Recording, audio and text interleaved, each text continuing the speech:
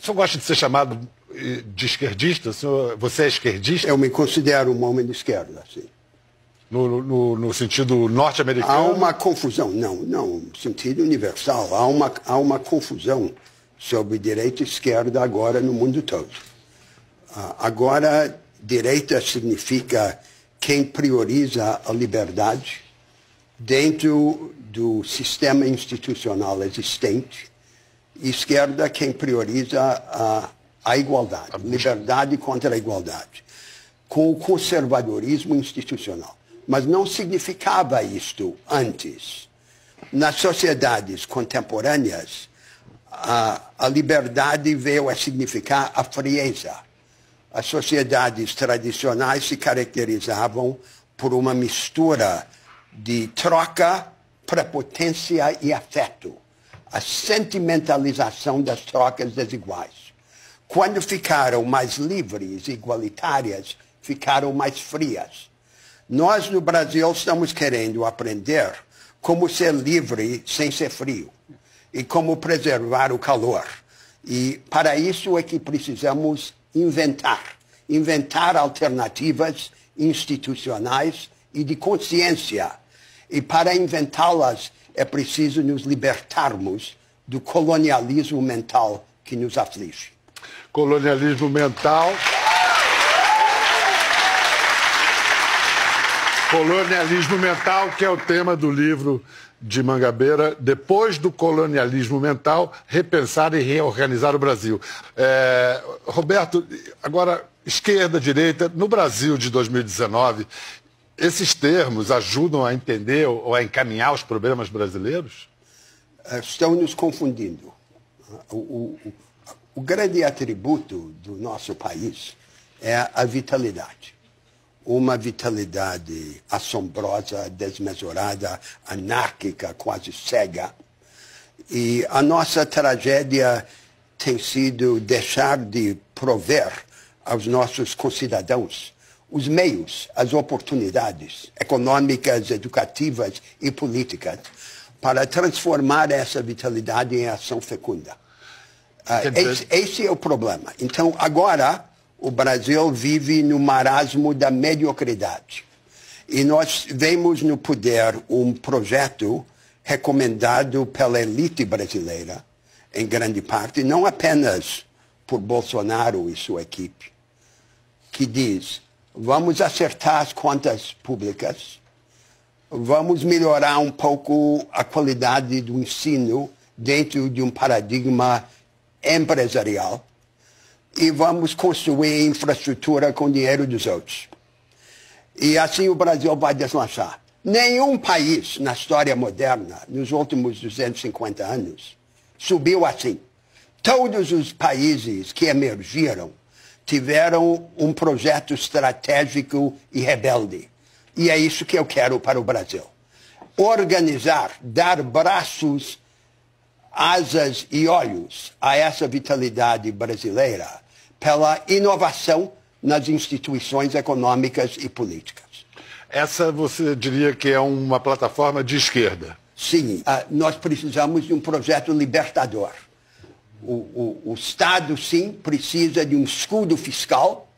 Nós precisamos sacrificar, consertar as finanças públicas, mas não é para ganhar a confiança financeira. É pela razão oposta, para que o Brasil e seu governo não tenham de ficar de joelhos diante dos mercados financeiros e possam ousar na construção de um projeto rebelde.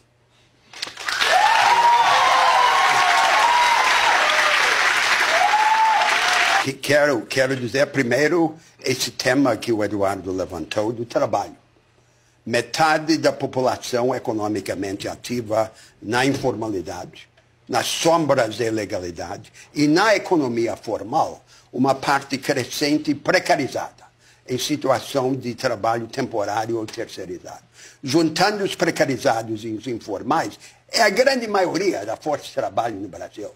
Para ascender a um projeto que nos engrandeça, nós precisamos construir regras que protejam, organizem, representem essa maioria de informais e precarizados. E não apostar na insegurança econômica radical. Precisamos também, na relação entre o sistema financeiro e a economia real, assegurar que as finanças sirvam à agenda produtiva da sociedade. O sistema financeiro pode ser um bom servo, porém é sempre o mau senhor. E, portanto, esses são os eixos de uma alternativa econômica. Sacrifício a favor da rebeldia, disseminação da economia do conhecimento, resgate da maioria precarizada e informal e subordinação do rentismo financeiro à agenda produtiva. Aí nós vamos para frente, se tivermos também uma educação que nos capacite.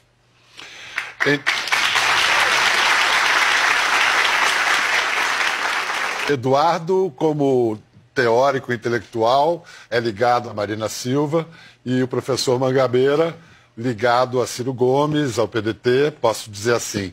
E esse projeto da esquerda foi detonado, sequer se montou, mas foi desmontado antes. Por quê? Pura ganância, ganância não é bem a palavra, puro centralismo lulopetista? Não houve visão e generosidade para construir uma aliança majoritária. Uma aliança dedicada à construção de um projeto produtivista, capacitador e democratizante. Uma democracia de alta energia que não precise de crise para propiciar mudança. Nós vamos ter que agora tomar o caminho longo. Mas o Brasil está pronto. O Brasil continua íntegro na sua base, buscando alternativa. Queria lhe perguntar, nessa conjuntura bem descrita pelo Eduardo, o que nela é estrutural, o problema básico do Brasil que se manifesta nesses sintomas conjunturais? O grande perigo que ronda o Brasil agora não é o autoritarismo, é a mediocridade. A perpetuação da mediocridade. Essa é a tristeza do Brasil. Essa vitalidade toda se esvaindo em fumaça. Esse é o problema. Então, há uma multidão de pequenas e médias empresas que estão lá atrás, reféns de um primitivismo econômico, sem acesso a crédito, a tecnologia, a práticas avançadas. Na educação, nós temos um ensino vidrado em enciclopedismo raso e decoreba, como se o objetivo da educação brasileira fosse transformar crianças brasileiras do século XXI em crianças francesas do século XIX. Por favor. Ser muito claro sobre o tipo de educação de que nós precisamos no Brasil. Ela tem que ser um ensino que privilegie as capacitações analíticas e sintéticas, com primazia sobre os conteúdos. Nos conteúdos, o aprofundamento seletivo, não o enciclopedismo superficial. Na estrutura social da educação, o trabalho de equipe, a cooperação. Não a mistura de autoritarismo e individualismo que caracteriza a sala de aula.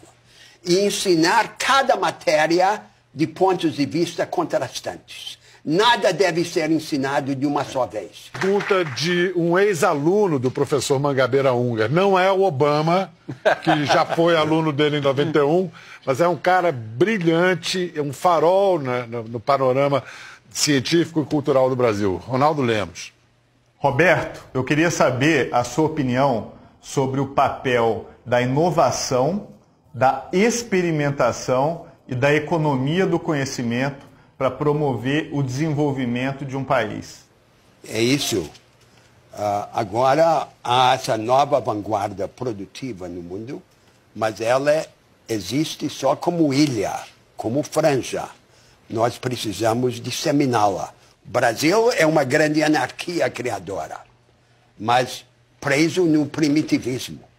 Nós precisamos agora vir ao encontro do país e abordar os brasileiros para empoderá-los. Daí a importância dessas alternativas. Um projeto que democratize a economia brasileira do lado da produção, da oferta, das capacitações, não apenas do lado da demanda e do consumo. Não é aquilo que tivemos no passado, o nacional consumismo. No passado recente, você diz, a produção e exportação de commodities, de produtos naturais pouco transformados, para subsidiar o consumo urbano. Essa espécie de compra das consciências brasileiras. Não é isso. Mas também não é o projeto do bom comportamento, de simplesmente acertar as contas do governo na esperança de ganhar o agrado dos mercados financeiros.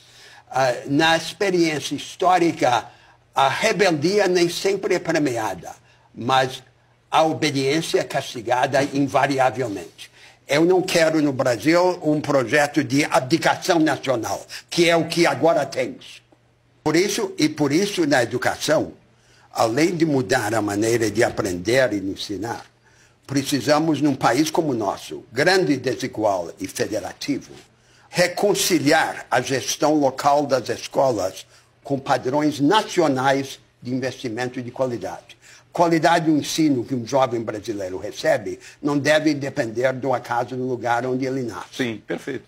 E, portanto, além de ter um sistema nacional de avaliação e mecanismos para redistribuir recursos de lugares mais ricos para lugares mais pobres, uma maneira de os 3 níveis da federação se juntarem e vir em socorro de uma rede escolar local que repetidamente caia abaixo do patamar mínimo aceitável. Assumir aquela rede, delegar a sua gestão a administradores profissionais independentes e devolvê-la consertada. Isso parece bem factível.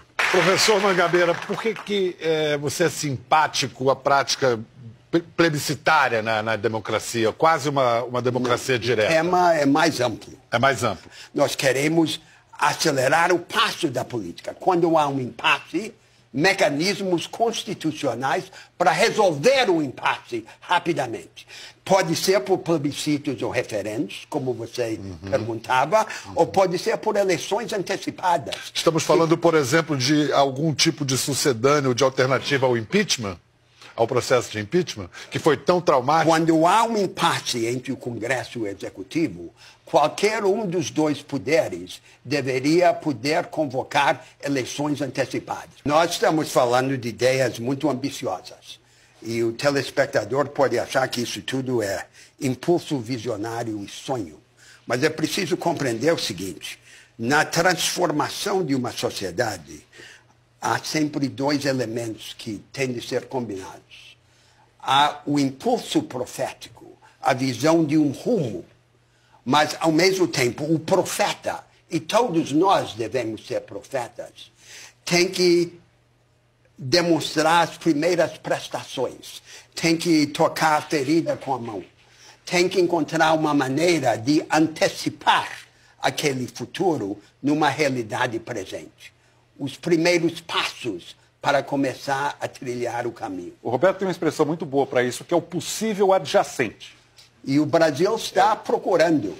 Isso tem a ver com o que você chama, no depois do colonialismo mental, de quixote, de que o Brasil está precisando se quixotizar? Já não somos quixotescos o bastante? Não é bem isso que eu disse. Sabe que a Quixote, isso é o auxiliar realista Sancho Panza. E eu dizia ele é o Quixote, eu sou o Sancho Panza. Que é preciso sanchificar... Eu compro esse romance. É preciso sanchificar o Quixote e quixotizar o Sancho. E é isso que nós queremos. Também tem uma sugestão para os neoliberais brasileiros que estão transitoriamente no poder, que lhes permitiria ser fiéis às suas ideias e, ao mesmo tempo, prestar um serviço ao Brasil. Imponham o capitalismo aos capitalistas. Quer dizer, radicalizar a concorrência, quebrar os oligopólios. Isso está de acordo com as ideias deles. Se fizessem isso, seria uma bela obra.